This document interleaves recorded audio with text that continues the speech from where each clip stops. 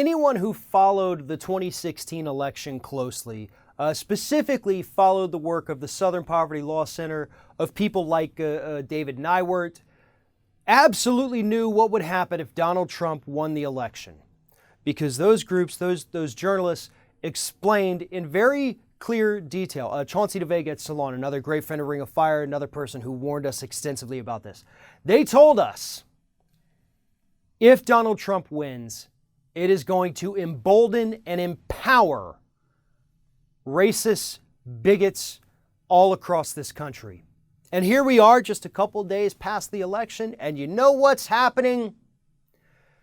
Non-white children in schools across the United States are being verbally assaulted by white students who support, or I guess whose families support Donald Trump. And they're doing it in the name of Donald Trump. This is Trump's America now, is what they're telling these kids. Build the wall, build the wall. Chants like that have been heard in schools across this country. Muslims, adult Muslims on the street, have had their head wraps ripped off, saying, "You're not welcome here anymore, Muslim." This is getting insane. Donald Trump wants to take to Twitter and insult and try to strip away the rights of the people protesting his election. Why doesn't he get out there and say, "Listen, supporters, drop it. Let it go. You're not going to be an ass to other human beings, and you're sure as hell not going to be an ass to children in school." But he won't. He doesn't have that kind of courage. He doesn't have that kind of decency. He doesn't have that kind of foresight. He's just an ass himself who believes these things. But something has to be done. Even before the election, out of 5,000 educators polled across the United States, 1/3 of them said that they had seen an uptick in verbal assaults and even physical assaults at times against students of color and Muslim students in the United States. 1/3 of educators said that they had seen that. And they attribute it to the rise of Donald Trump in the United States.